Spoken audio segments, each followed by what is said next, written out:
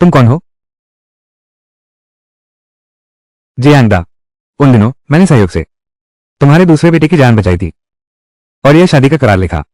मेरे पिता ने अंतिम समय में मुझे तुम्हारे पास भेजा, उम्मीद करते हुए कि हमारे दोनों परिवार इस सगाई को जल्दी पूरा कर सकें। देखो,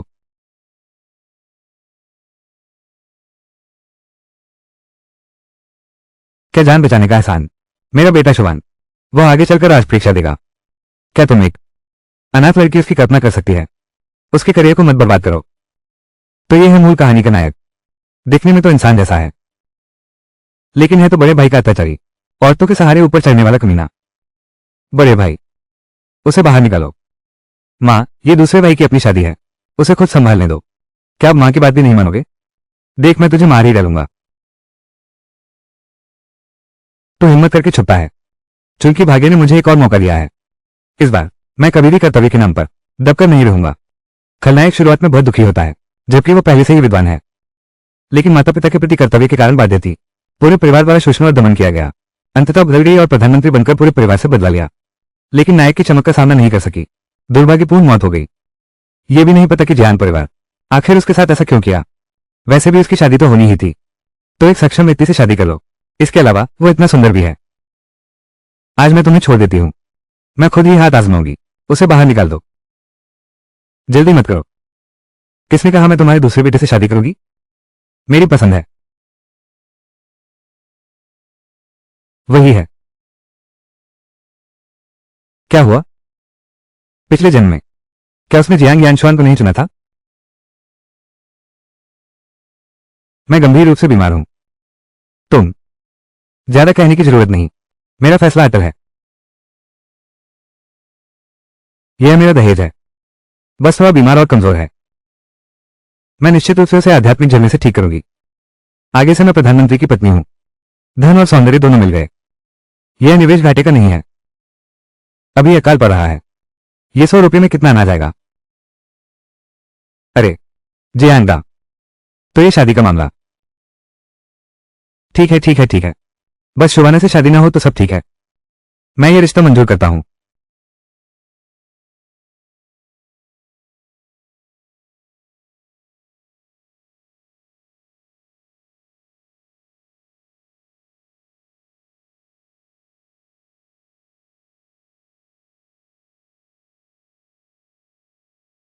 स्वामी, पत्नी, तुम बड़े खानदान से हो, मुझसे शादी करो। तकलीफ तो नहीं होगी? मुझे अपनी पसंद पर भरोसा है। और तो और, मुझे तो तुम्हारे जैसी ही पसंद है।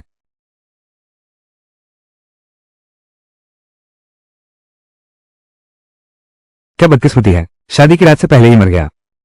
लेकिन इससे मुझे अचानक बहुत धन मिल गया। पिछले जन्म में वो सुहागरात से पहले ही मर गई थी।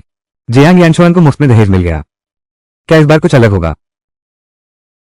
स्वामी, प्रिय, क्या तुम्हें तकलीफ है? क्या मैं मरने वाली हूं? पिछले जन्म में मैं पारिवारिक जड़ी बूटी के व्यवसाय में व्यस्त रही, किसी पुरुष का हाथ तक नहीं छुआ। इस जन्म में समय रहते आनंद लूंगी।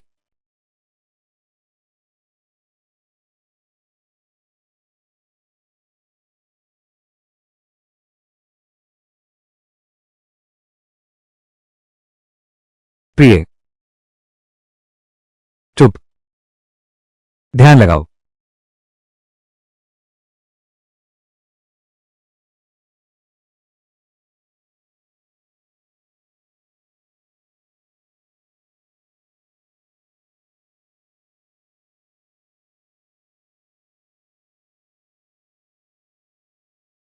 तुम क्या कर रही हो? मां, उस मिस लू के पास 100 टाइल हैं। तुमने बड़े भाई को फायदा क्यों उठाने दिया?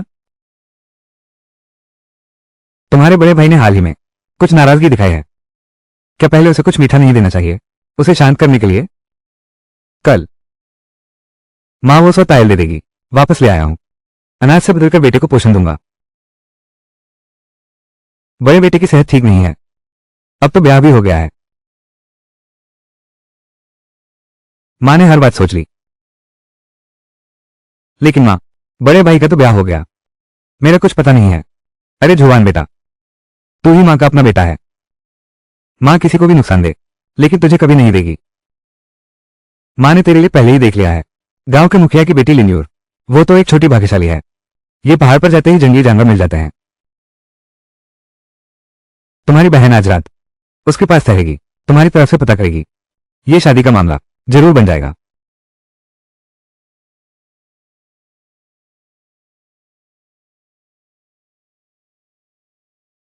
मैंने चुना है उसे ही।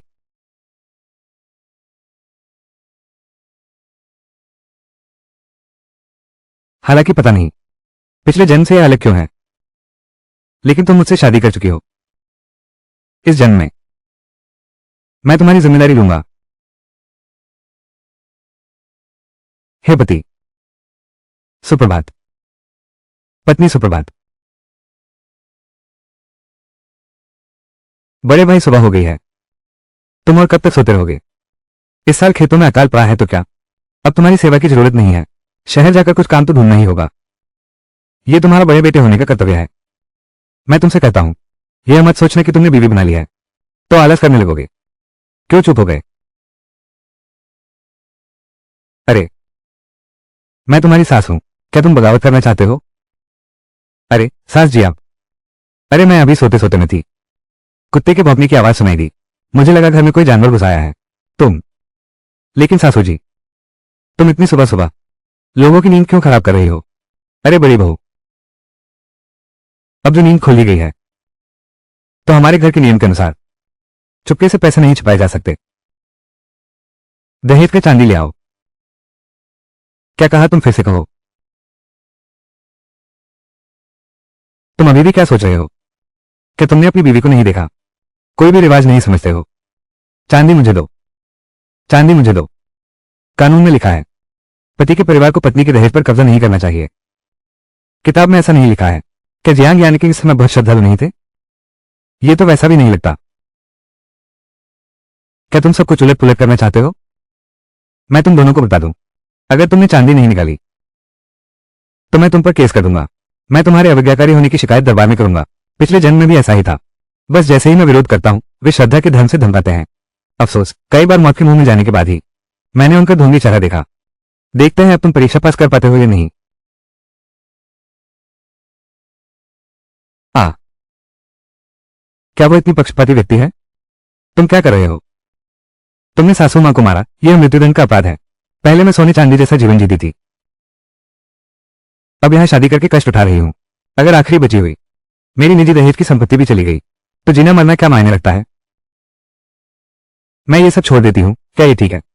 मैं नहीं चाहती। तुम्हारा गांव का मूल देखकर और तुम्हारी अशिष्टता को ध्यान में रखते हुए यह आखिरी बार है। लेकिन अगर तुमने फिर से मेरी अनुमति के बिना मेरे घर में घुसने की हिम्मत की और मेरे पति पर चिल्लाया तो मुझे माफ करना, मैं नर्म नहीं रहूंगी।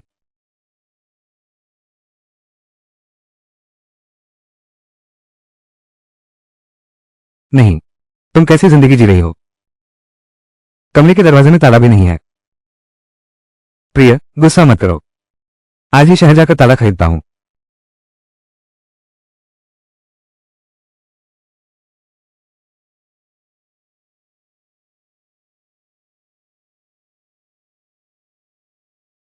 ये पैसे पहले रख लो, दवा लेकर अपना इलाज करवाओ। मैं तुम्हारी दहेज के पैसे नहीं ले सकता। नहीं, कोई बात नहीं, हम पति पत्नी है ना। तुम्हारे शरीर को जल्द से जल्द ठीक करवाना है। आखिरकार मैं तुम्हारी कल रात की प्रदर्शनी से बिल्कुल संतुष्ट नहीं हूं। मैं मैं अभी जाकर खरीदती हूं।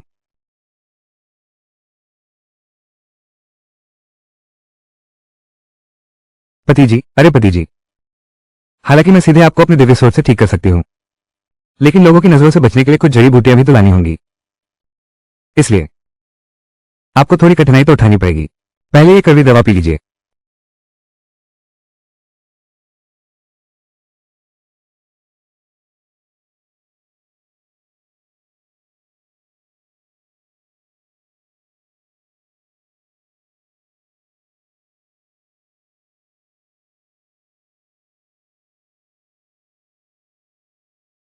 पत्नी जी, भोजन जरूर करना। सोचा न था कि यह सुंदर पति ऐसा होगा। बहुत ध्यान रखने वाली हो।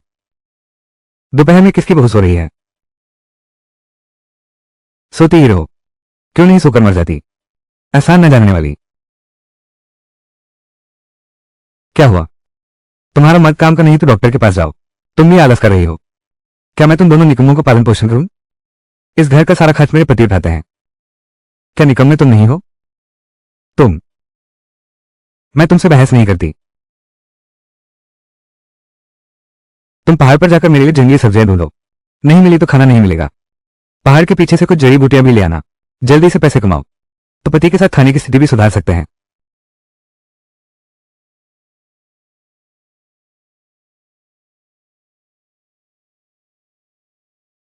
क्या फर्क पड़ता है अगर वो मालकिन है?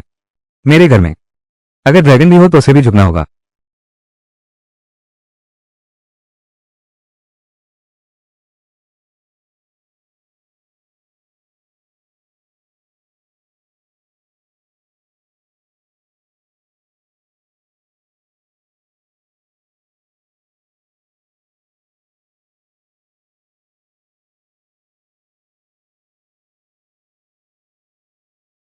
ये औरत ने चांदी कहाँ छुपाई है?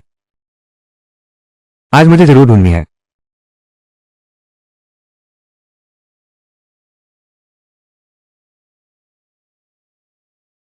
इस अकाल के साल में पहाड़ों में खाने की चीजें पहले ही खत्म हो गई हैं, लेकिन अच्छी बात है कि जड़ी बूटियां अभी भी काफी हैं। बस ये गंभीर लिंगजी का उम्र थोड़ा कम है। अब थोड़ी सी दिव्य झरने का पानी इस्तेमाल करना पड़ेगा।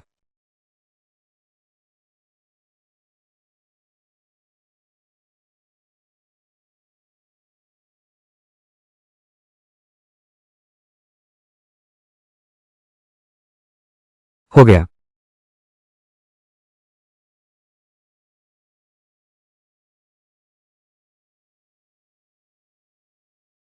हिलना मत।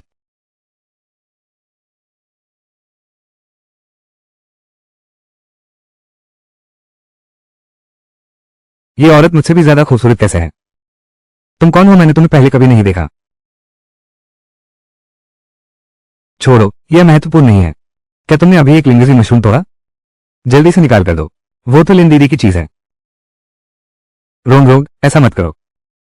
लिन दीदी, सब जानते हैं तुम भाग्यशाली हो। हर बार बाहर जाते ही कुछ न कुछ कीमती चीज मिल ही जाती है। इस बार तुम सीधे यहां आ गए। वो गैनोडमा निश्चित रूप से तुम्हारे लिए ही होगा है।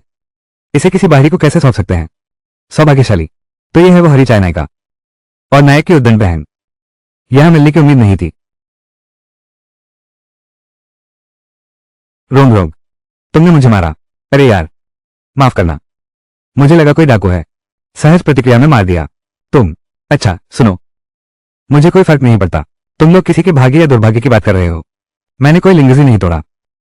और फिर अगर मैंने तोड़ा भी होता तो भी मैं यहां सबसे पहले आया था। पहले आने वाले का हक समझते हो ना? मैंने साफ देखा था कि वहां एक लिंगजी था। तुमने ही तोड़ा है। वो कैसे गायब हो गया? तुम मुझे चेतावनी न देने का दोष मत देना। बहन लिंग गांव के मुखिया की बेटी है। मेरे दोनों बड़े भाई भी विद्वान हैं। तुमने हमारा सामान छीन लिया और मुझे मारा भी। अब तो बस मौत का इंतजार करो।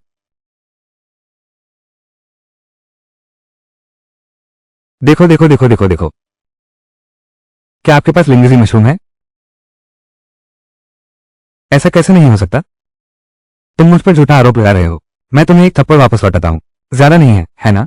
तुम्हारी इस हालत को देखकर गांव के मुखिया की पत्नी होने के नाते तुमने जबरदस्ती और लूट के कई काम किए होंगे। पानी, ये तो बहुत अच्छा हुआ। मेरे पति भी एक विद्वान हैं। कल ही मैं उन्हें शहर भेजूंगी अधिकारी महोदय को सूचित करने के लिए। तुम बकवास मत करो। मैं वाकई दूसरों से थोड़ा भाग्यशाली रहा हूं, इसलिए मैंने तुम्हारा गलत मतलब निकाल लिया। लिन दीदी, तुम्हें उससे माफी मांगने की क्या जरूरत है? तुमने मेरे दूसरे भाई से शादी करने का वादा किया था। मेरा दूसरा भाई भी विद्वान है। निश्चित रूप से उसके पति से बेहतर है। किसे किससे डर लगता है? रुको, मुझे यह मत बताना कि तुम कौन हो, नहीं तो तुम्हारी हालत खराब हो जाएगी। क्या सचमुच? फिर देखते हैं।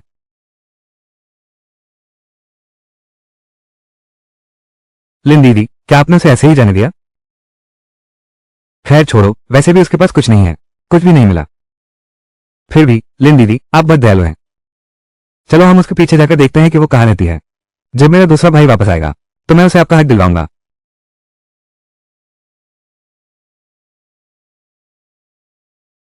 यूएल, मेरे श्वान के वनगाई, यहां तक कि गुरुजी ने भी तारीफ की है। भविष्य में जंगली सब्जियां मिल गई हैं। अरे तुम, अरे माँ, वो कौन है? भैया के कमरे में कैसे घुस गई? बड़े भैया ने कल ही शादी की है, ये उनकी नई दुल्हन है क्या?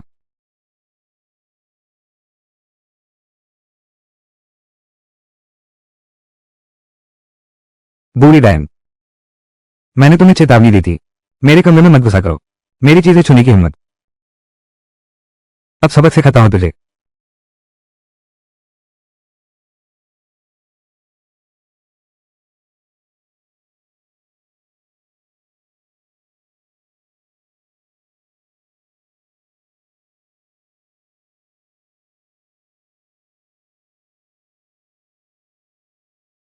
लू जाओ जाओ, तू बुरी औरत है। सब्जी नहीं लाई और वापस आ गई। बाहर निकलो मेरे सामने से।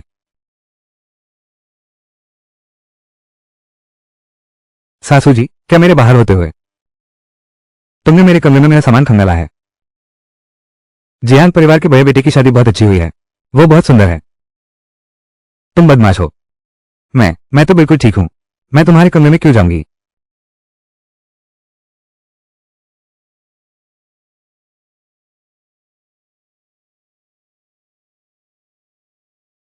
अगर सबूत नहीं होता तो मैं सासू जी पर इल्जाम कैसे लगाती?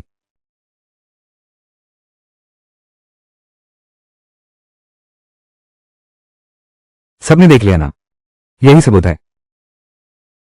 उंगलियों के निशान मिल गए हैं। सच में वो बुढ़िया जियान थी, कहीं चोरी करने तो नहीं गई? बेशर्मी की हद है। मैंने चोरी नहीं की। मैं तो बस अंदर उसका सामान सजाने गया था। अरे, अभी तो सासू जी कह रही थी कि मेरे कमरे में कभी नहीं आई। मैं बूढ़ी हो गई हूं, याददाश्त कमजोर है, क्या नहीं हो सकता? ठीक है तो गांव वालों को दिखाओ। तुमने मेरे घर की सफाई कैसे की है? ये तो पक्का नहीं कह सकते। अरे यह क्या लूट तो नहीं बढ़ गया? दादी जियान तो आंखें खोलकर झूठ बोल रही हैं। मैं सबसे विनती करता हूं, इसका न्याय करें। मैं तो अब सचमुच जी नहीं सकता। मैं अभी 2 दिन पहले ही ब्याह करके आई हूं। सासू मां मेरा दहेज उन्हें सौंपने को कह रही हैं। मैंने मना कर दिया। सासू मां ने मेरी अनुपस्थिति में चुरा लिया। तुम बुरे हो। सासू जी, इसमें मैं भी शामिल हूं। 100 तोले चांदी का दहेज कहाँ है? तुम मुझे वो वापस कर दो। तुम झूठ बोल रहे हो। मैंने तुम्हारे पैसे लिए ही नहीं। जब मैंने उसे खोला था उसके अंदर कुछ भी नहीं था। सब लोगों ने सुना ना। सासू जी ने सच में मेरा पैसों का थैला छुआ है। ये बिल्कुल गलत है।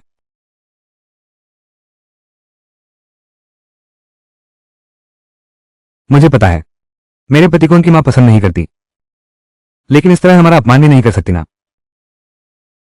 मैं कहती हूँ जियान दादी, तुम्हारे बड़े बेटे ने काम करके बीमारी ले ली, तुम्हारे पूरे परिवार का पालन पोषण करने के लिए ही तो है। मुश्किल से एक अच्छी बहू मिली है, तुम तो दहेज भी छीनने पर तुले हो। बेटे का दिल नहीं दुखाओगे क्या? हाँ बिल्कुल सही, जल्दी से वापस कर दो। बिल्कुल सही, बिल्कुल। तुम लोग मेरे सामने झूठ मत बोलो। सब लोग यहां से चले जाओ। फिर भी मानने को तैयार नहीं हो। सासू जी, तुम जल्दी से वो 100 तांबे के सिक्के मुझे वापस कर दो। वो पैसा मैंने अपने पति के इलाज के लिए रखा था। क्या हुआ है? भैया तुम लौटे आखिरकार। भाभी कह रही है कि माँ ने उनकी 100 तोले वाली दहेज की रकम चुरा ली। सचमुच मिल गया। माँ भी बहुत लापरवाह है, अंततः पकड़ी गई। भैया तुम जल्दी से भाभी को समझाओ, शायद उसने बड़ी माँ को गलत समझ लिया है। जुबान बेटा, माँ ने सच में उसका पैसा नहीं लिया है। तुम माँ का साथ दो। माँ मैं तुम पर विश्वास करती हूँ। इस घर को अभी बड़े भाई का सहारा है, पैसा लेकर आना। अगर ये औरत नहीं संभली, भविष्य में बड़े भाई शायद इतने सारे लोगों का भरण पोषण करना चाहें। हमें इस मामले को दबाना ही होगा। भाभी, माँ बिल्कुल भी उस तरह की जिद्दी नहीं है।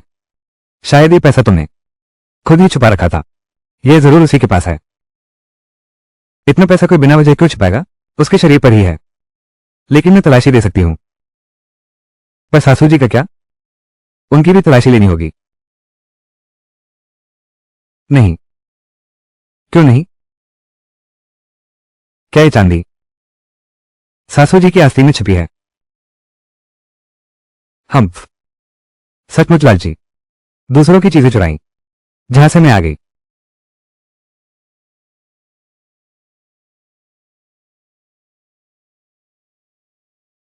मैं तुम्हारी सास हूं, तुम मेरे मालिक नहीं बन सकते। सासू जी, वो चांदी मेरे पिता ने मेरे लिए छोड़ी थी, सारा पैसा तुम्हें मुझे वापस देना ही होगा।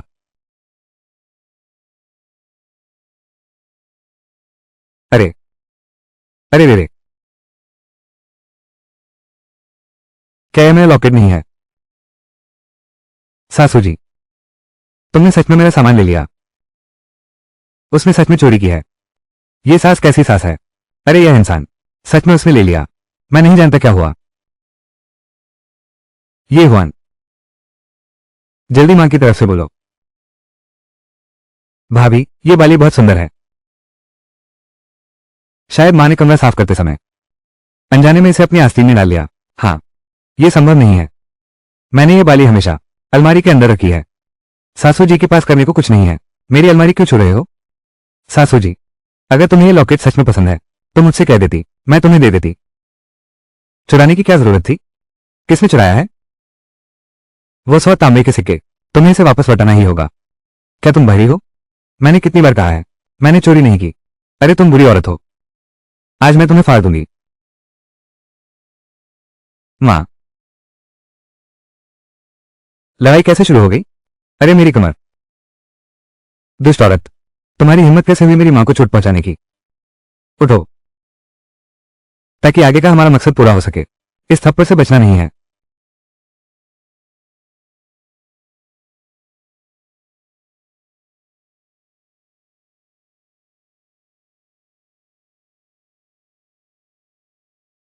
तुम मेरी पत्नी के साथ क्या करना चाहते हो?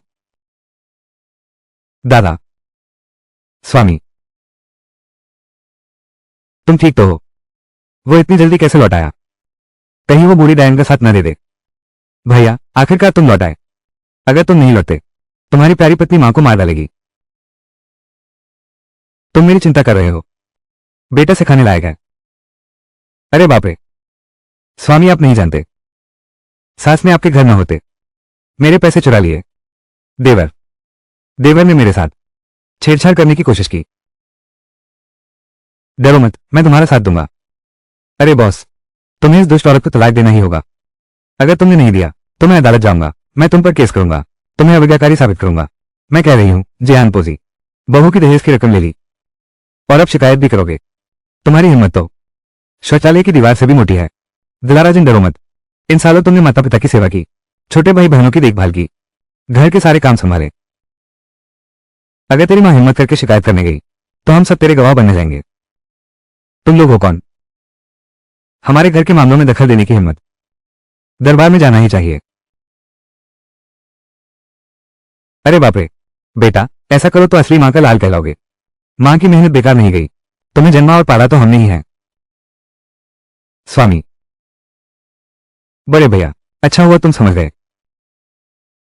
हम ही तो एक परिवार हैं, एक बाहरी व्यक्ति के कारण दूरी कैसे आ सकती है? मैं दफ्तर जाकर पत्नी से तलाक लेता हूं। मां ने चुराए 100 तांबे, कितने साल की सजा मिलेगी? जितने साल की सजा होगी। क्या भैया, तुम पागल हो गए हो क्या? भविष्य के प्रधानमंत्री की तो बात ही कुछ और है। पहले तारीफ फिर दबाव डालने की तकनीक, मुझसे भी बेहतर। अरे बाप रे, हे भगवान, सब लोग आकर न्याय करो। मैंने एक अभिशाप को जन्म दिया है। उसने ब्याह करके मां को बुला दिया। भैया, अगर मां जेल गई तो तुम भी परीक्षा नहीं दे सकते। कोई बात नहीं, मैं परीक्षा नहीं दे सकता, दूसरा भाई भी परीक्षा नहीं दे सकता। उस समय हम मां की अच्छी सेवा करेंगे। मां, उसे देखो। तुम, यह अविज्ञाकारी पुत्र। सासू मां, मैं बस अपना पैसा वापस चाहता हूं।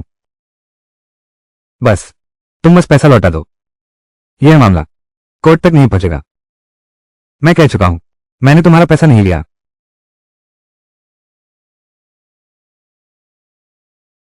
चोरी का माल तुम्हारे पास से ही गिरा।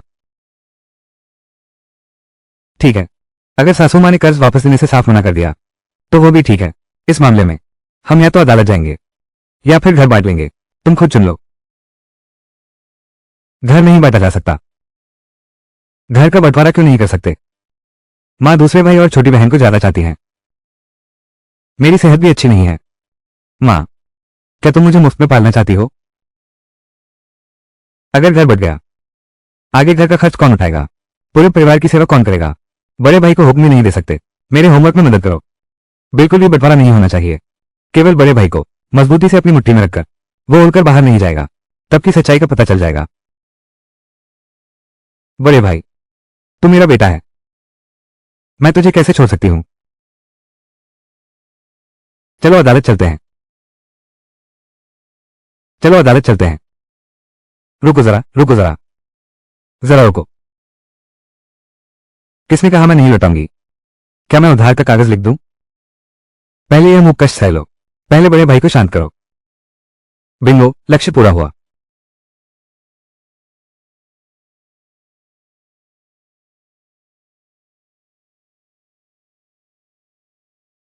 सासू मां, अब हस्ताक्षर कर दो। यह अंगूठा लगते ही आगे चलकर भुगतान जरूर हुआन भैया ही करेंगे। तो क्या मैं अभी तक घर में दाखिल नहीं हुई हूं? बस 100 तोले चांदी का कर्ज बाकी है। रुको, क्या तुम्हें कोई काम है? मिस लू, आपकी सास जान दादी हैं। इस तरह तो बिल्कुल अभद्दी है। सुना है मिस लिन पहले से ही दूसरे भाई से शादी करना चाहती थी, लेकिन अभी तो घर में दाखिल भी नहीं हुई हो और ससुराल के मामलों में दखल देने लगी हो। क्या ये जरा जल्दी नहीं है? लूशे, तुम हद से ज्यादा आगे मत बढ़ो। लूशे कहने का तुम्हें कोई हक नहीं। इतने साल पढ़ाई की, लेकिन समझदारी सीख ही नहीं पाई।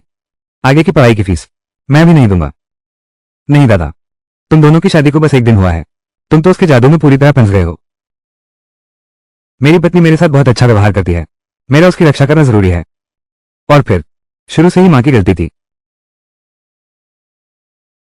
दूसरे भाई, अगर पहले जैसे दिन होते, तुम अपने पति का थोड़ा ध्यान रखती और उनकी मदद करती, तो आज वह लगातार मेरा ही पक्ष नहीं लेते। क्या तुम नहीं मानती?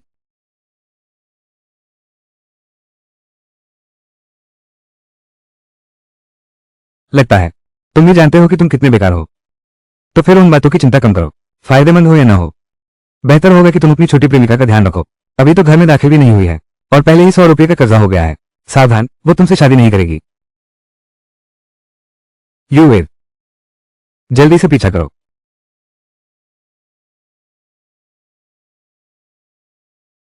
सासू जी, किस बात की प्रतीक्षा कर रहे हो? हस्ताक्षर करो।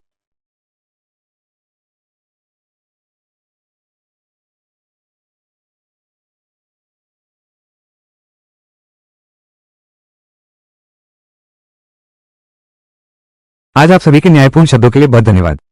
मामला सुलझ गया है। अकाल समाप्त होने के बाद मैं निश्चित रूप से उपहार लेकर धन्यवाद देने आऊंगा। ठीक है।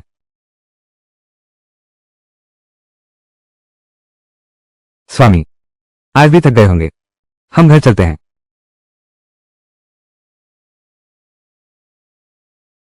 अभी तो दिन डूबा भी नहीं, किसी मर्द के साथ कमरे में घुस गई। ये कौन सी कुलीन कन्या है? मेरी नजर में तो बेशर्म बदचलन है। माँ, वो 100 तोला चांदी निकाल कर दिखाओ ना। दूसरे भैया को मांस लाने भेजो। मुझे खाए हुए तो बहुत दिन हो गए। खाने का ही ख्याल रहता है। बेहिया कहीं का। क्या ये बूढ़ी माँ की हड्डियां? तुझे खिला दूं। तू गुस्सा मुझ पर क्यों निकाल रहा है? ये पैसा मैंने नहीं चुराया है। अरे, मैंने चोरी नहीं की। मैंने पैसे नहीं चुराए।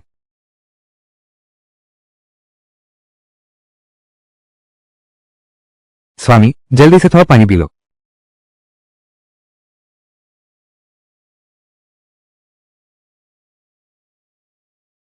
स्वामी, आप अभी बहुत प्रभावशाली लग रहे थे।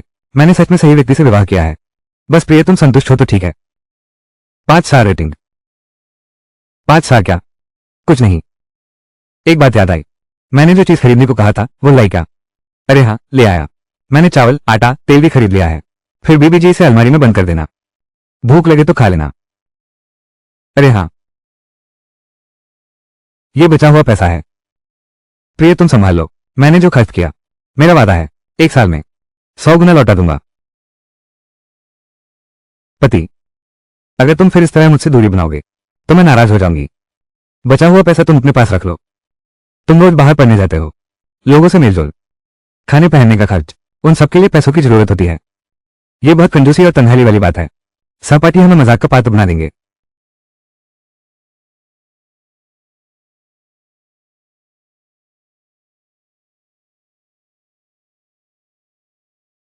वो जियांग यानकिंग हमारे साथ कवि सम्मेलन में भाग नहीं लेता, सिर्फ गुरुजी को खुश करने के लिए पढ़ाई में लगा रहता है।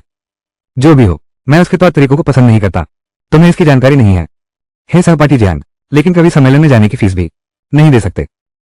सच में, इस गरीबी को देखो। जल्दी घर जाकर खेती करना ही ठीक रहेगा। हम उससे दूर रहें, कहीं इस कंगाल के कारण बदकिस्मत न हो जाएं। चापलूसी करके ऊपर पहुंचना। हाँ हाँ।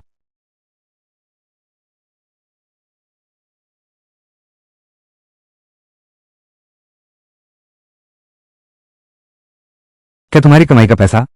तुम बड़े बेटे हो, स्वाभाविक रूप से शुभान को प्राथमिकता देनी होगी। शुभान कविता समारोह में बड़े लोगों से मिलने जा रहा है, वो भी तुम्हारे लिए रास्ता बना रहा है। अगर भविष्य में फिर ऐसी बातें कहने की हिम्मत की तो मुझे मां मत मानना। हाँ बड़े भैया, तुमने मुझसे बेहतर पढ़ाई की है।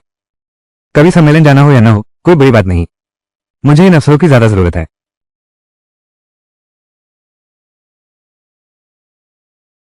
क्या देख रहे हो? काम पर लगो। हाँ मां, काम करने के लिए ही पैदा हुआ हूं। स्वामी, क्या हुआ? प्रिया, तुम बहुत अच्छे हो, आज तक किसी ने नहीं। बस हो गया। चलो ठीक है, मैं तुम्हारी दवा पका करवाती हूं। प्रिया, जब तुम आ ही गए हो तो मुझे छोड़कर नहीं जाओगे? नहीं तो मैं तुम्हें जरूर मार डालूंगी।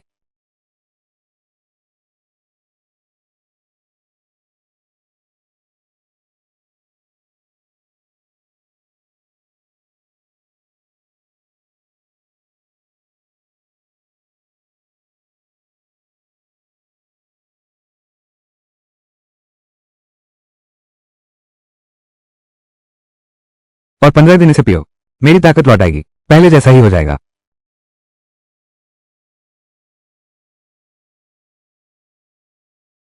इतना काफी होना चाहिए। आराम से करो, तभी कोई देख नहीं पाएगा।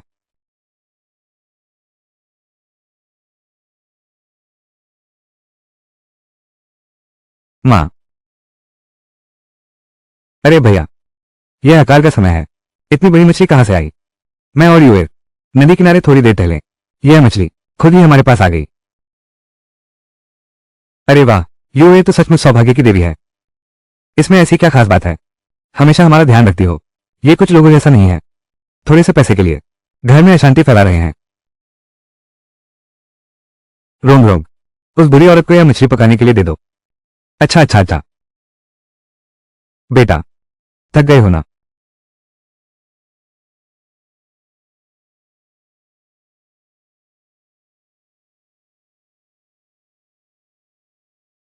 भाभी, तुमने अभी सब सुना ना?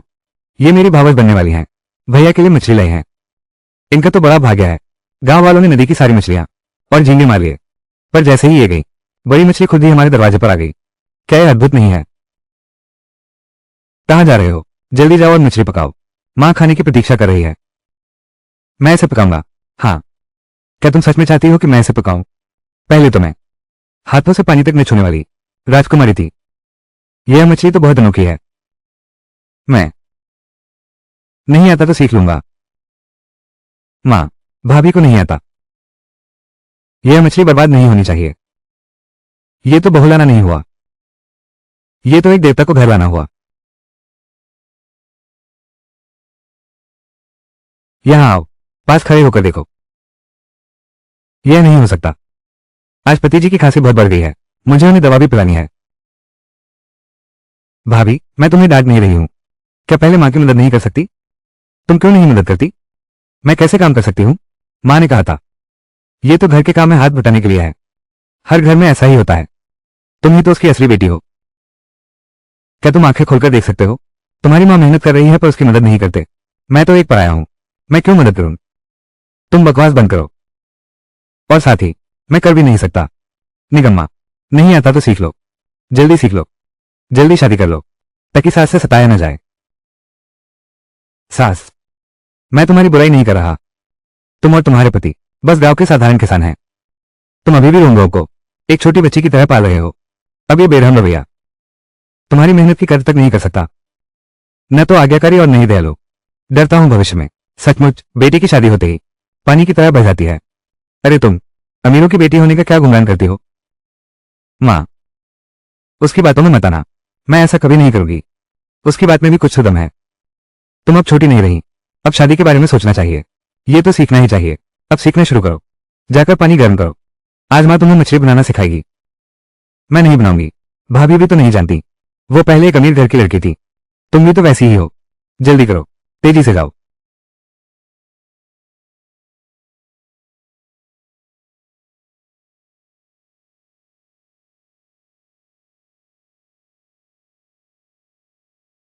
कैसा महसूस हो रहा है? इतनी जल्दी ऐसा कैसे हो सकता है? शरीर अब उतना भारी नहीं लगता। गला भी नहीं खुजलाता। लेकिन वो डॉक्टर जू तो औसत ही हैं। संदेह मत कीजिए स्वामी। मैंने इस दवा में थोड़ी गुनगुन मिला दी है। ये हमारे लोग परिवार की पीढ़ी दर पीढ़ी चली आ रही गुप्त विधि है। ये लिंगजी कहां से आया?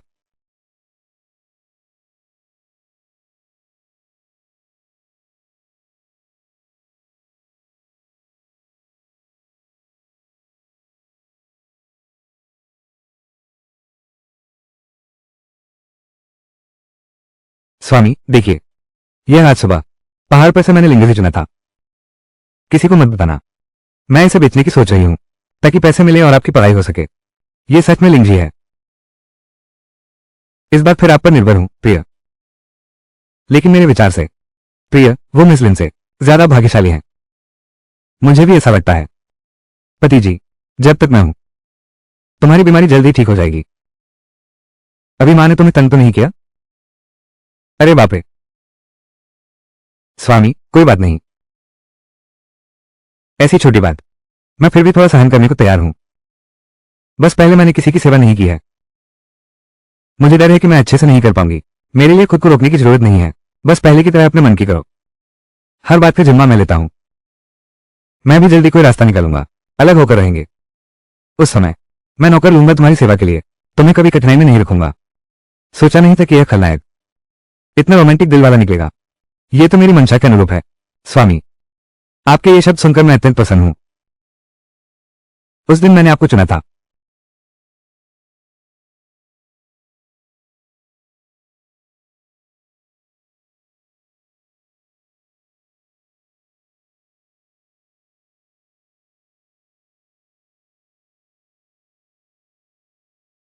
ऊपर वाले आखिरकार एक बार मेरी ओर देख ही लिया।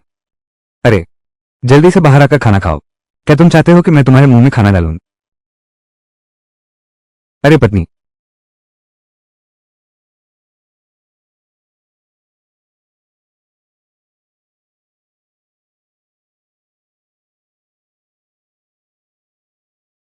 तुम पढ़ाई में मेहनत कर रहे हो। यह मछली का पेट सबसे कोमल और ताजा है। जल्दी खाओ और अपनी सेहत सुधारो। धन्यवाद माँ।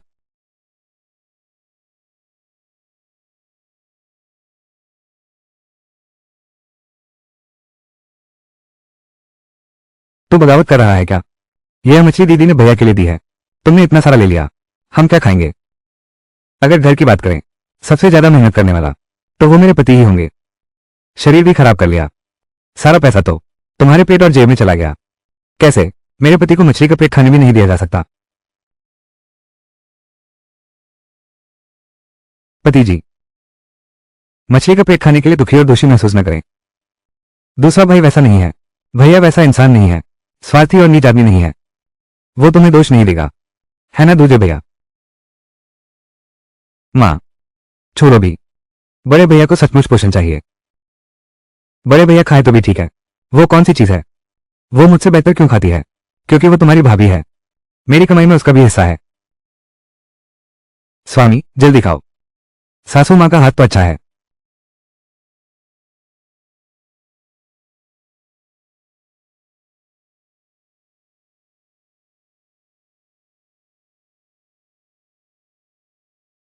बड़ी बहू, जाकर बर्तन धो दो। आज के बाद इस घर में अंदर बाहर सारा काम तुम्हारा है। माँ, इस बात पर जब सभी लोग यहां मौजूद हैं, आज मैं एक बात की घोषणा करती हूं। यह तुम्हें बोलने का क्या अधिकार है? अरे माफ करना, मुझे आदेश देने की आदत हो गई है। अभी तक सुधार नहीं पाया, लेकिन आगे से सुधारने की जरूरत भी नहीं है। भाभी, आपका क्या मतलब है? सासू माँ ने मेरे सौ तांबे उधार लिए थे ना, लेकिन सासू जी काम नहीं करती। ये कर्ज शायद चुकाया नहीं जा सकेगा, इसलिए अब से घर में जो भी पैसा आएगा वो सब मुझे दिया जाएगा। मैं सबके लिए अनाज खरीदूंगी।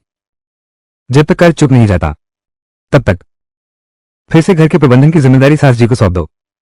मैं अभी तक जिंदा हूं, सपने में देख लो।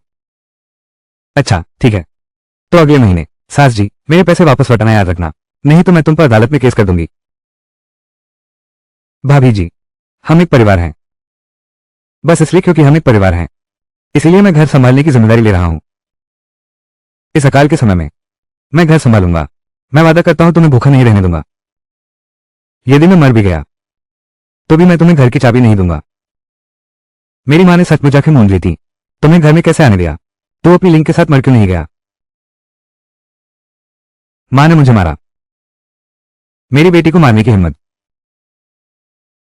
भाभी का अपमान करने पर मार नहीं खानी चाहिए। तुम्हें क्या हुआ है? अभी तो मरने का नाटक कर रहा था, अब तेरी बहन को मारा गया है। तुझे कोई प्रतिक्रिया नहीं है? क्या तू चाहता है कि वो मुझे गुस्से से मार डाले, या फिर उसे तलाक देकर मुझे अपनी मां बना ले? तू तलाक देगा या नहीं? तू तलाक नहीं देगा, है ना? तू तलाक नहीं देता, मैं तेरे सामने मर जाऊंगी। अरे मां, मां, तू जल्दबाजी मत कर। भैया, जल्दी से कहो कि तुमने उसे तलाक दे दिया। क्या तुम सचमुच इतना अभद्र बनोगे? मां, अब मेरा ये शरीर भी काम नहीं करता। मेरा खाना पीना और रहना सहना तुम्हारी देखभाल की जरूरत है। मैं उसे मनाने वाला कौन होता हूं? वैसे झाऊ का इरादा भी तो अच्छा है, तुम्हें ज्यादा मेहनत नहीं करवाना चाहता। क्या दादा सच में ऐसा कह सकते हैं? इतना बदलाव कैसे आ गया? तुम, अरे बाप रे, यह जिंदगी अब नहीं चल सकती। यह नालायक बेटा मुझे मार डालेगा। अगर तुमने फिर शोर मचाया, पड़ोसी फिर तुम्हारा मजाक उड़ाएंगे। और फिर कर्ज का कागज तुमने खुद माना था।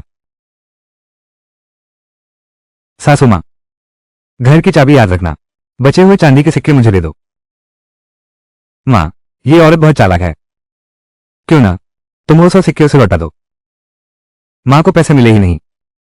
मैं अभी घर में घुसा ही था कि उसने मुझ पर झूठा आरोप लगा दिया। कुछ भी नहीं मिला। तुम पागल हो गए हो। ये तो बेकार में 100 तोले गवा दिए। अब मुंह होते हुए भी साफ नहीं कर सकते। अब क्या करें?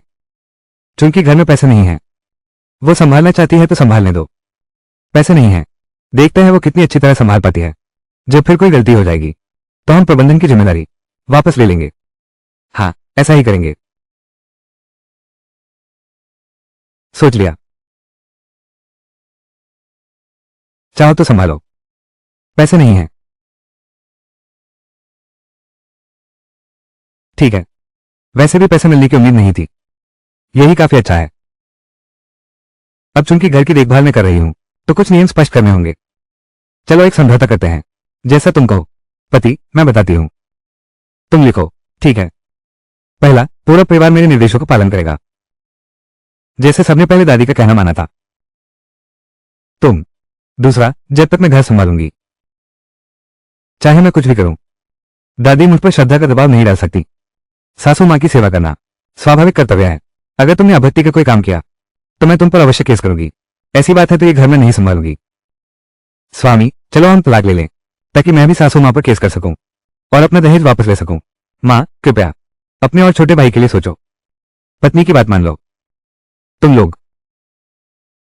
अच्छा ठीक है, तुम्हारी मर्जी। तीसरा, कोई भी किसी भी नाम से बाहर पैसे उधार लेना मना है। फिलहाल वैसे 3 नियम हैं, समझ गए तो हस्ताक्षर कर दो।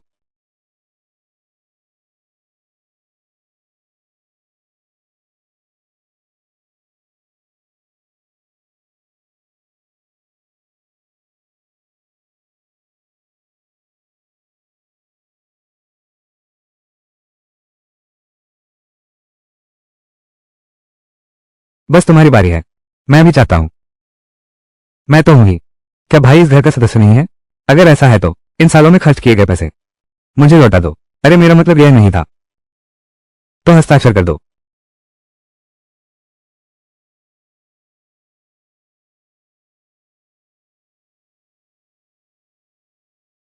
अच्छा, आज की पारिवारिक बैठक यही समाप्त करते हैं। सासू जी, बर्तन धोना याद रखना। कल सुबह मैं तुम लोगों के लिए फिर से काम का इंतजाम करूंगा। प्रिय, कुछ लोगों की हड्डियों में ही बुराई होती है। तुम्हें उन्हें बदलने की सोचने की जरूरत नहीं है। स्वामी, मैं तो एक बड़े खानदान से हूं। मैं इतनी भोली नहीं हूं। उन्हें बदलने में दिमाग और ताकत खर्च करने के बजाय बेहतर है कि मैं तुम्हारे साथ ज्यादा समय बिताऊं। तो प्रिय, तुमने घर की जिम्मेदारी क्यों ली? बेशक हम दोनों के लिए। प्रिय, तुम्हारा शरीर कमजोर है। मेरे हाथों में ताकत नहीं है और मैं कठिनाई सहन नहीं कर सकती। स्वाभाविक है कि कोई हमारा पालन पोषण करे। इसके अलावा उन्होंने इतने साल तक तुम्हारा अपमान किया। अब समय आ गया है कि उन्हें कुछ वापस मिले। तो प्रिय पति, उन्हें बेहतर तरीके से नियंत्रित करने के लिए तो आप पर कष्ट होगा कुछ और समय तक नाटक जारी रखने का। ठीक है, पत्नी जी की हर बात मानूंगा।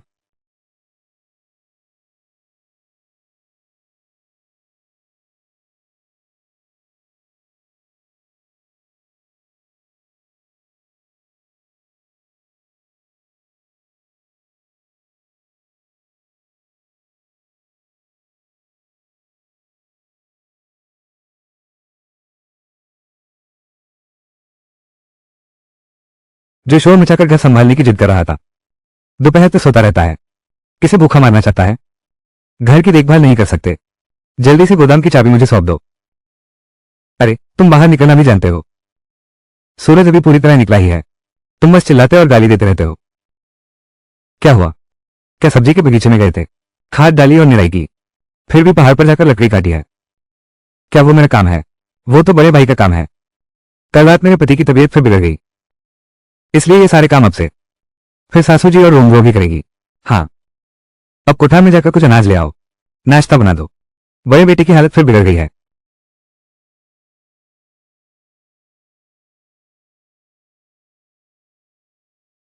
अरे स्वामी, क्या तुम्हारी तबीयत ठीक नहीं है? मैंने कहा था बाहर मत आना। अगर मैं अब बाहर नहीं आई तो डर है कि मौका नहीं मिलेगा इतनी चमकती धूप देखने का। स्वामी, इतना गंभीर? बहुत अच्छा। वैसे भी 2 महीने बाद कोई उपयोगिता नहीं रहेगी। बेहतर है कि वो बीमारी से मर जाए। उस बात का अब कोई डर नहीं रहेगा। सुनकर कि स्वामी की हालत बिगड़ गई है, इतनी खुशी क्यों है? चाहे जितना पक्षपात करो, अपने ही बेटे का बुरा नहीं चाहना चाहिए। क्या पति सगा नहीं है? मैंने ये संभावना पहले क्यों नहीं सोची? एक मौका ढूंढना होगा, पति से पूछकर देखना होगा। पति, रोंग रोंग, जाकर अपने बड़े भाई की दवा पका लाओ। ये कैसी बात हुई? तुम्हारा पति बीमार है और तुम मुझसे काम ले रही हो? अब इस घर की मालकिन मैं हूं। तुम तो बस पहनने खाने के लिए आती हो, कुछ काम का नहीं हो तुम। बस दवा पकाने भर को कहा है। तुम्हें दुखी होने का अधिकार किसने दिया? नहीं जाओगे तो खाना नहीं मिलेगा। माँ, देखो इसे। तुम इतने चिल्ला क्यों रहे हो? ये तो बस दवा पकाने का काम है। मुझे अभी खाना भी बनाना है। अब जल्दी जाओ। छोटे, तुम्हें सबक सिखा ही दूंगी। पति, एक व्यक्ति और चाहिए। हम उसे ढूंढते हैं।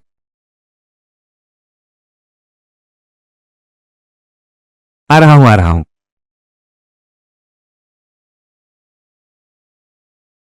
नहीं, दादा भैया और भाभी, क्या आपको कोई काम है? ये प्रांतीय परीक्षा अब से 2 महीने में शुरू हो जाएगी। मैंने कहा कुछ खास बात नहीं है। मेरी पढ़ाई में दखल मत दो। छोटे भाई की पढ़ाई अच्छी होगी, है ना? कहीं उसे पछतावा तो नहीं हो रहा बीमार बड़े भाई को चुनकर? मुझे नहीं चुनने का। बेकार है, अब पछताने से क्या फायदा? फिर भी अच्छा है। बस बड़े भाई से थोड़ा कम है। ये बड़ा भाई जब 12 साल का था तभी बड़े लेख लिख सकता था। बस इतना ही। अब तक तो एक साधारण विद्यार्थी ही है। प्रिय, पहले मेरी किस्मत अच्छी नहीं थी, अब से मैं सावधान रहूंगा। लगभग भूल ही गया था। किताब में शायद एक तरफ से जिक्र किया गया था। हर बार प्रांतीय परीक्षा में पति कोई ना कोई दुर्घटना हो जाती थी। परीक्षा नहीं दे पाते थे। जब जियांग यानशोन उत्तीर्ण हुआ तो मुझे बीमारी की सेज पर छोड़ दिया गया। मौत से बचने के बाद ही मेरा हृदय काला पड़ गया। पति, चाहे प्राकृतिक आपदा हो या मानव जनित संकट, अब जब मैं आ गई हूं तो आगे से साथ मिलकर हर मुश्किल पार करेंगे। ठीक है। इस साल बड़े भाई के पास एक दुष्ट स्त्री आ गई है। शायद अब और मुश्किल होगा कुछ कर पाना। मां से सलाह करनी होगी इसका उपाय। चूंकि दूसरा भाई पढ़ाई में अच्छा है तो आगे किताबों की दुकान पर जाकर किताबें नकल करके पैसे कमाना। नहीं, ये कैसे चलेगा? बड़े भाई का नकल करना ही काफी है। मुझे तो पढ़ाई करनी है। मेरे पति को देखो, अभी ये कितने कमजोर हैं, चलना भी मुश्किल है। तुम घर के एकमात्र कमाने वाले हो। मैं तुमसे खेत जोतने नहीं कर रही, बस किताबें नकल करने जा रहे हो। मेरे पति पहले नकल कर लेते थे, तुम क्यों नहीं कर सकते? मैं, या फिर कहूं, तुम सिर्फ दूसरों के किए का फायदा उठाना चाहते हो, लेकिन जरा सा भी इस घर के लिए योगदान नहीं देना चाहते। प्रिय, तो दूसरे भाई की सोच ऐसी है। मैं, मेरा तो ऐसा कोई इरादा नहीं था। तुम दोनों, अरे मैं करता हूं, ठीक है मैं करता हूं, बस। अच्छी बात है। पति जी, पहले आप किताबें नकल करके एक दिन में कितना कमा लेते थे? 2 तोले। तो मुझे आज रात तक 2 तोले चांदी चाहिए। भाई, काम में देरी नहीं करनी चाहिए, जल्दी जाकर नकल करो, खाना खाकर ही बाहर आना।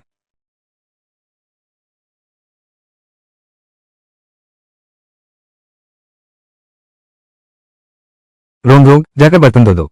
दोपहर के आराम के बाद सास के साथ पहाड़ पर साग सब्जी लेने चलना। दूसरा भाई किताबें नकल करता रहे। तुम इतना अधिकार मत दिखाओ। अनुबंध की पहली धारा, पूरा परिवार मेरे निर्देशों का पालन करेगा। काले अक्षरों में साफ साफ लिखा है। क्या सासू जी वादा तोड़कर जेल जाना चाहती हैं? हम सब काम कर रहे हैं, तुम क्या कर रही हो? मैं शहर जाकर गहने गिरवी रखूंगी ताकि मेरे पति का इलाज हो सके। माँ, तुम्हारे बालों में ये कंघी, वो मेरे पति के पैसों से खरीदी गई है ना? सब कुछ साथ निकाल लो। बेचकर पैसे से मेरे पति का इलाज कराऊंगी, सोचना भी मत। तुम दोनों अभी खड़े क्या हो? मैं शौचालय जा रहा हूं।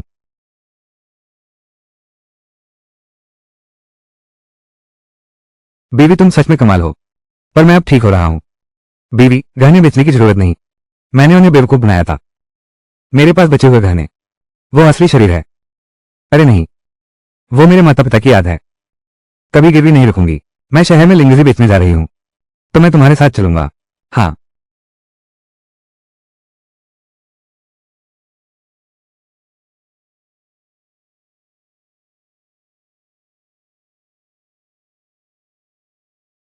तुम लोग अच्छी तरह काम करो। किसकी हिम्मत है आलस करने की? आज से सिर्फ भूसा और साग खाना होगा। स्वामी, चलो हम यहां से चलते हैं। थू, काश बीच रास्ते में पुल टूट जाए, तुम सब गिरकर मर जाओ।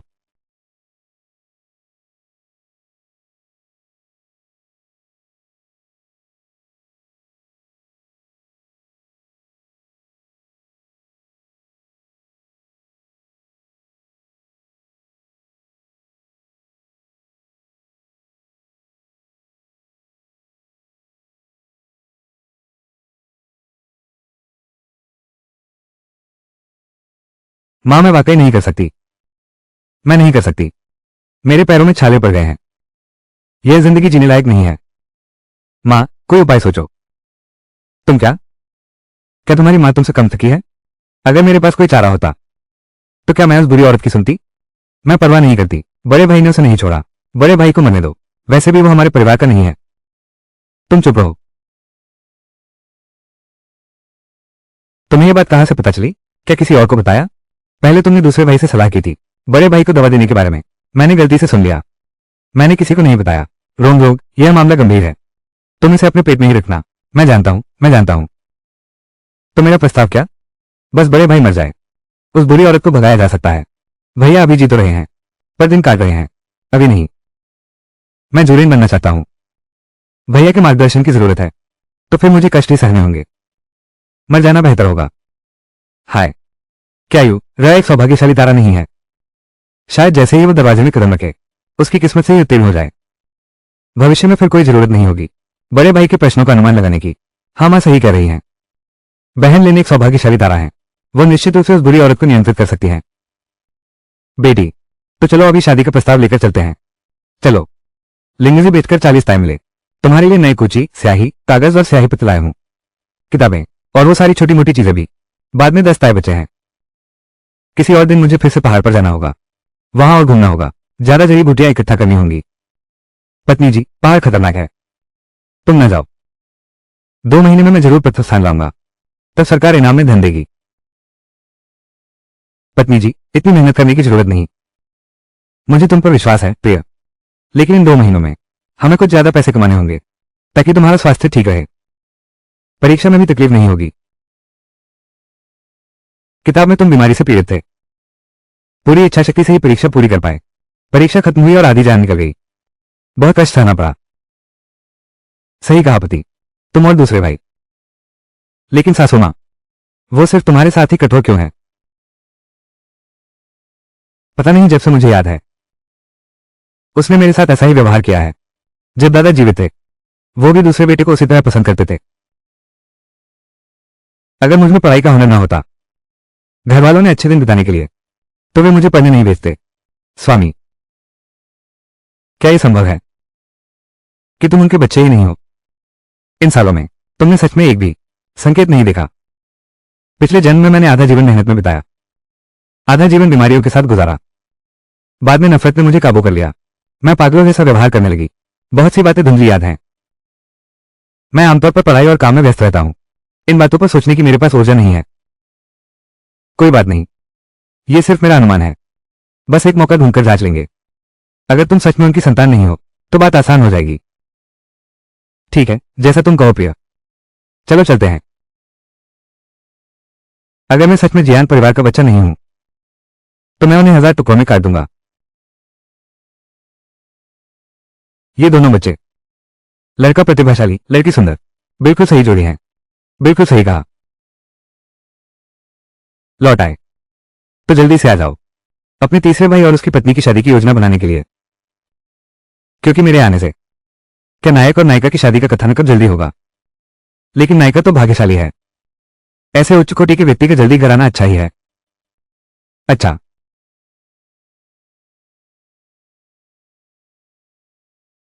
कहना मत, तुम्हारी यह नई बहू तो बहुत सुंदर है। दुर्भाग्य से यह एक भाग्यहीन व्यक्ति है। सुनने में आया है कि परिवार सब मर गए तब यहां शरण लेने आया। मेरी यूर जैसी नहीं है। यूर का भाग्य तो 10 गांवों में मशहूर है।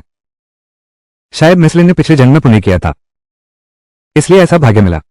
अगर कुछ लोग इस वजह से खुद को श्रेष्ठ समझें और कम भाग्यशाली लोगों का मजाक उड़ाएं, यह तो सौभाग्य है। डर है कि एक दिन खत्म हो जाएगा। मेरी मां सीधी सादी है, उनका कोई और मतलब नहीं था। मिस लू, नाराज ना होना। बोलना नहीं आता तो कम बोलो। बस शादी की बातचीत है ना। किस मुकाम पर पहुंच गए हैं? हम लोग बात कर रहे हैं शादी की दावत के बारे में। हमें ज्यादा से ज्यादा 60 मेज रखनी चाहिए। पूरे गांव को बुलाएंगे और अपने रिश्तेदारों को भी। कोई दिक्कत नहीं, जरूर करेंगे। बड़े भाई साहब, ये तुम्हारे तीसरे भाई की शादी है, ये तुम्हारे दूसरे भाई की शादी है। ये तो हमारे घर की बड़ी खुशी की बात है। तुम दोनों पति पत्नी, ये पैसा तो देना ही होगा। और एक बात सुनो मेरी, सिर्फ एक मेज, बस तुम्हारे लिए परिवार के करीबी रिश्तेदार। हमारे जियान परिवार के साथ एक साथ खाना खा लो। ये कैसे चलेगा? हमारा परिवार प्रतिष्ठित है। क्या तुम हमें कमजोर समझते हो? मेरी बात अंतिम है, एक मेज ही होगी। अगर तुम धूमधाम से करना चाहते हो तो अपने पैसे से करो। जियान परिवार में मैं हुक्म चलाती हूं। क्या तुम गरीबी से पागल हो गए हो? हमारे मायके वालों से शादी का खर्च उठवाना चाहते हो? तुम्हारी यह बात कहने की हिम्मत कैसे हुई? आजकल यह अकाल का कठिन समय है। हर कोई गुजारा मुश्किल से कर रहा है। तुम लोगों को तो बस होंठ हिलाने भर की मेहनत है। 60 मेजों की फरमाइश ऐसे ही कर दी। ये बात तुमने मुंह से कैसे निकाल दी? लेकिन ऐसा भी तो नहीं हो सकता। तुम लोग शादी नहीं कर सकते। भाभी, तुम बहुत बढ़ गई हो। अगर दूसरे भाई के पास पैसे होते तो वे खुद ही दे देते। तुम चुप रहो। हुआन भैया, तुम्हारे घर में बड़ी भाभी ही सब क्यों संभालती हैं? यूवेर, तुम चिंता मत करो। मैं सच्चे दिल से तुमसे शादी करना चाहता हूं। घर में बड़ी भाभी का ही बोलबाला है तो। ये तो घर की छोटी मोटी बातें हैं। वरना ऐसा करो, तुम लोग पहले वापस जाओ। हम लोग पहले इस शादी की बात तय कर लेते हैं। समय आने पर तुम्हें बता दूंगा। लिन चाचा और चाची कैसे हैं? गुस्सा मत करो।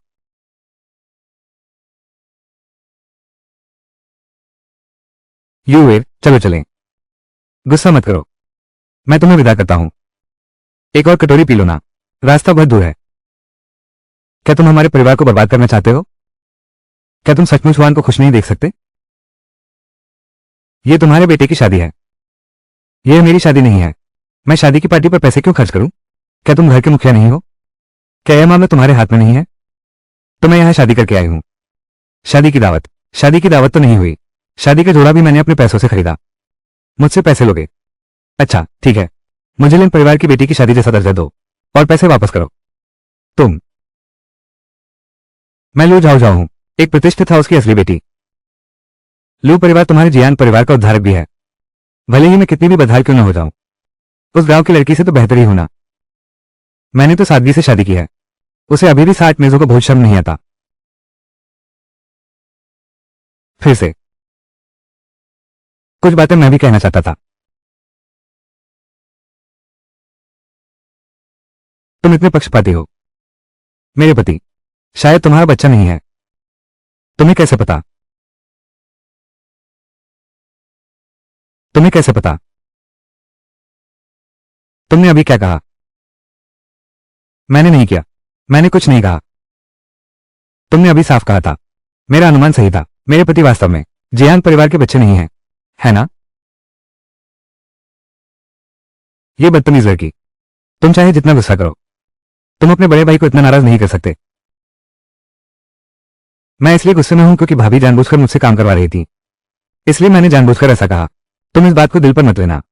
सच में मुझे विश्वास नहीं होता, इस दुनिया में कुछ माता पिता ऐसे भी होते हैं जो अपने बच्चों से प्यार नहीं करते। लेकिन तुमने दूसरे 2 बच्चों को तो लाड़ प्यार दिया, सिर्फ मेरे पति के साथ ही बुरा व्यवहार क्यों किया, इतने अच्छे बच्चे के साथ? बचपन से लेकर अब तक मैंने मार डांट सही है, गुलाम की तरह काम किया है, बस तुम्हारी मंजूरी पाने के लिए। लेकिन तुम मुझसे ठंडे बर्ताव करती हो, उदासीन रहती हो। मैं हमेशा सोचता रहा कि ऐसा क्यों है। अगर मैं तुम्हारा अपना बेटा नहीं हूं तो सब समझ में आ जाता है। तुम क्या बेकार की बातें कर रहे हो? बड़े भाई, तुम ही मेरी मां हो। 10 महीने पेट में रखकर जन्मा मेरा अपना बेटा है। बड़े बेटे, मां जानती है इन सालों तुमने कितना दुख सहा है। नहीं तो ऐसा करते हैं, ये 60 मेहमानों की दावत हम नहीं करेंगे। मां लिन परिवार को मनाएगी, यही सही रहेगा। ये बिल्कुल गलत है। देखो, मैं उसे फंसाता हूं। बिल्कुल सही। हमारे बड़े परिवारों में रक्त संबंध सबसे महत्वपूर्ण होता है। हमारे पास अपनी संतान की पुष्टि करने के कुछ तरीके हैं। चलो हम इसे आजमाते हैं। नहीं। क्यों नहीं?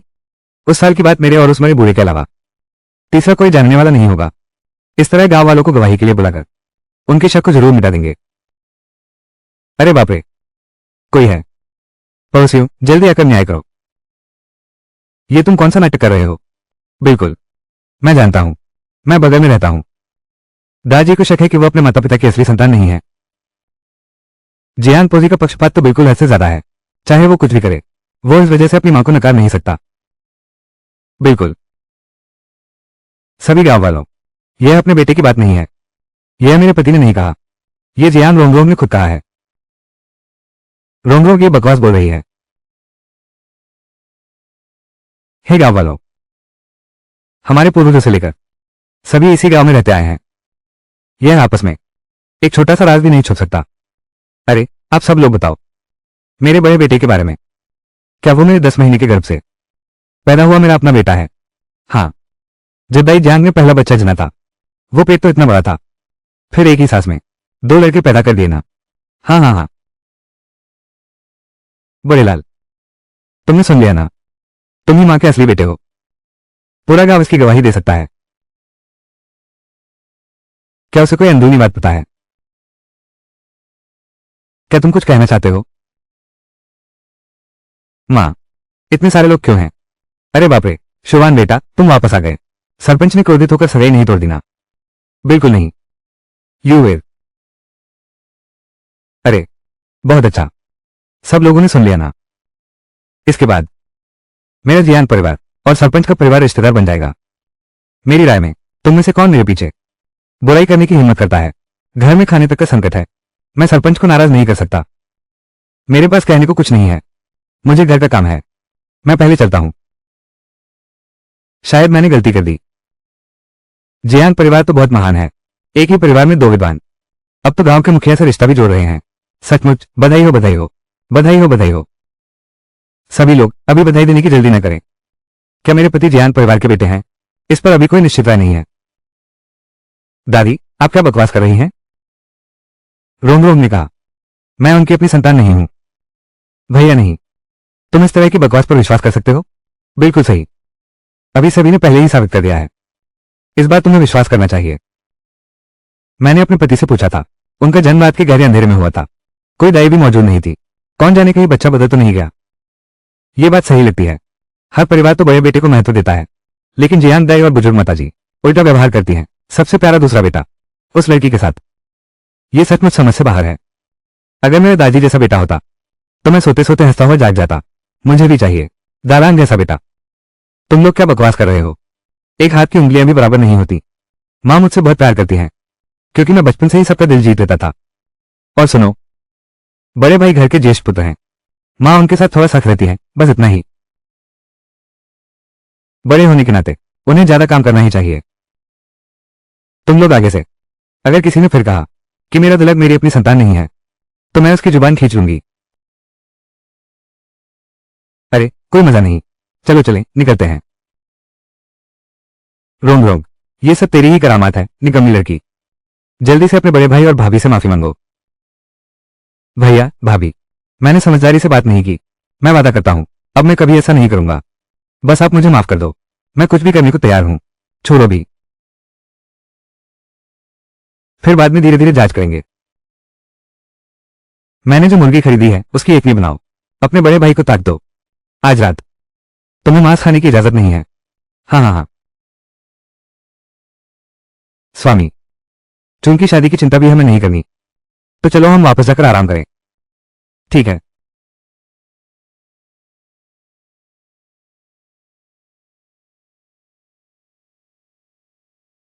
प्रिया, हमने जरूरत से ज्यादा सोचा। मैं जियान परिवार की संतान हूं। मां मुझे पसंद नहीं करती। शायद मैं प्यारा नहीं हूं। बकवास। अगर तुम प्यारे नहीं होते तो मैं तुम्हें पसंद क्यों करती? तुम्हारी मां की नजर ही ठीक नहीं है। वो तुम्हें प्यार नहीं करती। मैं तुम्हें प्यार करूंगी बस। प्रिया, अच्छा बच्चा, कल सुबह तुम्हें मेरे साथ बाहर जाना है। बहुत थक गए हो ना? जल्दी सो जाओ।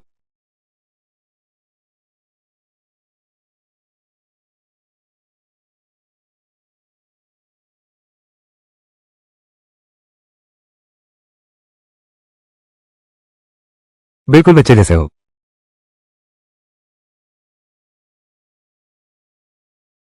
नहीं नहीं। मां, भैया, क्या तुम लोग मुझे छोड़कर जा रहे हो? तुम हमें दोष मत दो। तुम्हारा शरीर ही कमजोर है। राजधानी की यात्रा बहुत कठिन है। रास्ते में मरना अशुभ होगा। हाँ भैया, हम तुम्हारी भलाई के लिए कह रहे हैं। घर पर मरना बाहर मरने से तो बेहतर है। लेकिन तुम चिंता मत करो, तुम्हारे मरने के बाद तुम्हें जरूर दफनाया जाएगा। अब अपना ख्याल रखना। हाँ हाँ हाँ। माँ, माँ, हम एक परिवार हैं। मुझे अकेला मत छोड़ो, ठीक है? तुमसे परिवार वाला कौन है? मैंने तुम्हें कभी भाई नहीं माना। तुम तो बस मेरी सीढ़ी हो। तुम मर गए तभी पूरे परिवार का भला होगा। हाँ हाँ हाँ हाँ।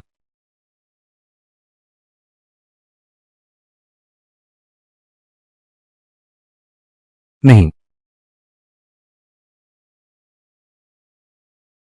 स्वामी, प्रिय तुम्हें क्या हुआ ये? शाशाओ, मैं यही हूं। क्या बुरा सपना देखा है? सब ठीक है। अब सब ठीक है।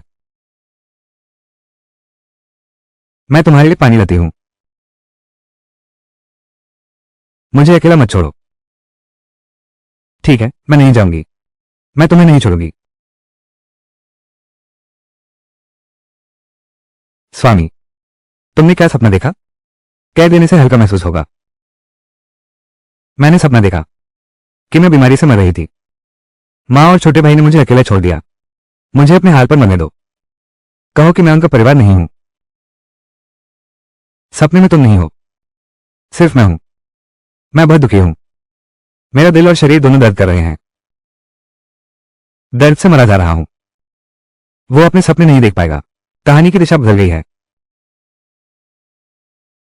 कोई बात नहीं, वो सिर्फ एक सपना था। यही है असली हकीकत। मैं हमेशा यही हूं। मैं हमेशा तुम्हारे साथ रहूंगा। मुझे मत छोड़ो। तुम सिर्फ मेरी हो। तुम सिर्फ मेरे हो। स्वामी, तुमने मुझे दर्द दिया, माफ करो। कोई बात नहीं, तुमने इतना पसीना बहाया, अगर फिर सोए तो सर्दी लग जाएगी। चलो रसोई से पानी लाते हैं, धो लो।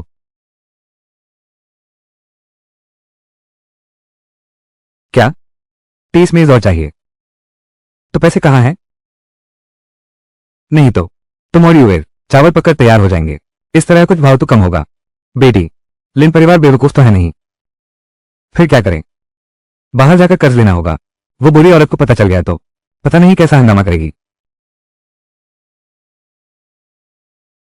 मां, तुमने कहा था ना। भैया, वो निशानी क्या बहुत कीमती है? क्यों ना? चुप रहो। कौन सी निशानी? सुनते रहो। ये चीज देखते ही पता चलता है आम घर की नहीं है। अगर किसी ने देख लिया तो? अब हमारे पूरे परिवार का सुख चला गया। ठीक है, समझ गया। तो फिर मैं कोई और उपाय सोचता हूं। तुम लोग यहां कब से हो? अभी अभी आए हैं। हमारी बात सुनने की तुम्हारी हिम्मत कैसे हुई? क्या सुना? कुछ भी नहीं सुना। लेकिन मुझे लगता है कि मैंने सासू जी को कहते सुना कि मेरे पति के पास कोई बहुत कीमती चीज है। सासू जी, वो क्या है?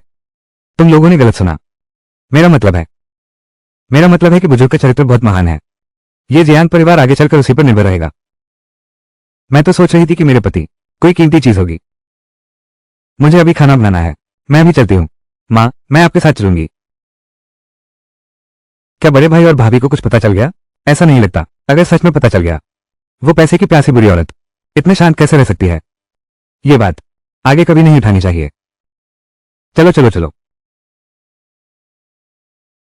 स्वामी, मेरा अंदाजा सही है। तुम्हारी पृष्ठभूमि में जरूर कुछ दिक्कत है, और वो भी मामूली नहीं है। मुझे तो पता भी नहीं था कि मेरे पास कोई सबूत है। हाँ, जियांग यानशुआन कहता है कि मैं सिर्फ उसकी सीढ़ी हूं। क्या इसका मतलब सिर्फ मेरी किताबें और पैसा ही नहीं, बल्कि मेरी पृष्ठभूमि भी है? इसलिए उन्होंने मेरी वैज्ञानिक खोज में हर तरह से रोड़े अटकाए। असली डर तो यह था कि मैं बाहर निकल जाऊंगा, किसी दिन मेरे असली माता पिता मुझे पहचान लेंगे। पता नहीं मेरी मृत्यु के बाद क्या जियांग यानशुआन ने उस निशानी के बल पर मेरी पहचान हड़प ली होगी। क्या तुम्हारे पास खून के रिश्ते की जांच का कोई तरीका नहीं है? वो तो मैंने उन्हें बेवकूफ बनाने के लिए कहा था। ये तो नहीं चलेगा। कोई गवाह नहीं है, चाहे पहचान की चीज मिल भी जाए, कोई विश्वास नहीं करेगा। ये प्राचीन समय है, डीएनए जांच की तकनीक नहीं है। मेरी भी गलती है, मैंने आधी किताब पढ़ी, नहीं तो इतनी परेशानी क्यों होती?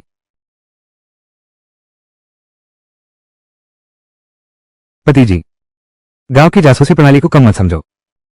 शायद एक व्यक्ति है जो कुछ और जानता हो। कौन? आंटी ली। हम कल उनसे मिलने जाएंगे। पति जी, चलो वहां देखते हैं। तुम ये देखो। क्या बात है? यह क्या हाल है? सरपंच जी, मैं तुमसे विनती करता हूं मछली तालाब खोल दो। अब और देरी होगी तो आधा पानी सूख जाएगा, मछलियां मर जाएंगी, हमारा परिवार अब टिक नहीं पाएगा। सरपंच, चाची, यह क्या हुआ? तुम्हें अभी पता नहीं, तुम तो अभी नहीं आई हो। ये ली वाली बेचारी भी तो है। उसके पति की 2 साल पहले बीमारी से मौत हो गई। अब तो बस वही एक अकेली रह गई है, 2 बच्चों के साथ मुश्किल से दिन काट रही है। अब तो अकाल भी बढ़ गया है। गांव से मछली के बंटवारे का इंतजार है, तभी तो जीवन चल पाएगा। ओली की पत्नी, पहले कब शुरू होता था ये कब शुरू होगा? अभी तो बहुत जल्दी है, देखो अभी तो बहुत समय है। सरपंच, मैं तुमसे विनती करता हूं, मुझ पर दया करो। खेतों में अनाज नहीं उग रहा। अगर तुमने मछली नहीं बांटी, मैं और मेरे 2 बच्चे भूख से मरने वाले हैं। सरपंच जी, मैं आपसे विनती करता हूं। क्या समय नहीं आया? मैं आपसे कहता हूं। सरपंच जी बस अपने बेटे का इंतजार कर रहे हैं। लौटने के बाद फिर से यह मछली दावत आयोजित करो। कोई आश्चर्य नहीं कि कल ली आंटी ने कहने से इनकार कर दिया। पता चला कि सरपंच को नाराज करने से डर रही थी। मछली का हिस्सा नहीं मिलेगा। मुझे याद है पिछले जन्म में ली परिवार आखिरकार सिर्फ एक मछली का हिस्सा मिला। ली आंटी भूख से मर गई। उसके बड़े बेटे ने अपनी मां का बदला लिया, लेकिन मिस लिन के कारण लिन परिवार की रक्षा हुई और लिन परिवार सुरक्षित रहा। चाची ली का बड़ा बेटा अचानक से टकराकर मर गया। फिर चाची ली के छोटे बेटे को अगवा कर बेच दिया गया। ये सब छोड़ो, मैंने कहा था जल्दी खोलना अशुभ होता है। सिर्फ तुम्हारे परिवार के कारण हम नियम नहीं तोड़ सकते। रोना है तो घर जाकर रो। अब सब जाओ। सरपंच जी, सब जल्दी से घर लौट जाओ। बेटा, तुम भी जल्दी घर लौट जाओ। रोना बंद करो। मैं तुम्हारे लिए मछली ले आऊंगा। क्या? यू वीर बहन, रुको। काम है। यू वीर बहन, तुम भी जानती हो मेरा वो दूसरा भाई तुमसे शादी के लिए पैसे जुटाने में इतना बेचैन है कि रातों की नींद हराम हो गई है। मेरे घर वालों की मांग तो बहुत कम है, इससे कम तो हो ही नहीं सकता। तुम कुछ मत कहो, वापस जाओ। मैं तो भाग्यशाली हूं, इससे मेरी इज्जत कहां रहेगी। चिंता मत करो, मैं कीमत पर बात करने नहीं आया हूं। तो फिर तुम क्या करना चाहते हो? मेरे पास तो एक ऐसा तरीका है जो सबके लिए फायदेमंद होगा। तुम सुन ही लो। क्या उपाय है? तुम अभी जाकर अपने पिता को समझाओ, मछली तालाब खोलकर मछलियां बांट दो। मैं फैसला करती हूं, जब हमारे जियान परिवार को मछलियां मिल जाएंगी उस समय सारी की सारी बेचने के लिए बदल देना। तो अब शादी का खर्च निकल आया। ये तो बढ़िया तरीका है। लेकिन जियान परिवार को भी मछलियां मिलेंगी, मुझे भी जल्दी शादी करने की कोई जल्दी नहीं है।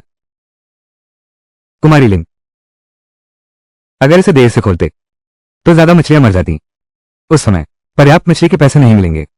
बिल्कुल सही। और मेरा मूड भी देखना होगा। आज नहीं खो रहा, अगर भविष्य में खुला तो वो मछली मैं खुद खा लूंगा। वैसे भी पैसे बदलने हैं, इसका खर्च मुझ पर नहीं आएगा। अच्छा, मैं अभी अपने पिताजी को बताता हूं।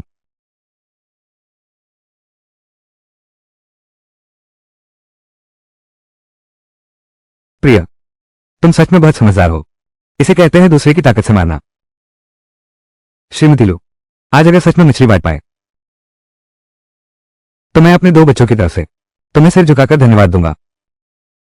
कोई बात नहीं, हम सब एक ही गांव के लोग हैं, जितनी मदद हो सके करेंगे। कौन जानता है, आगे मुझे तुम्हारी जरूरत पड़े।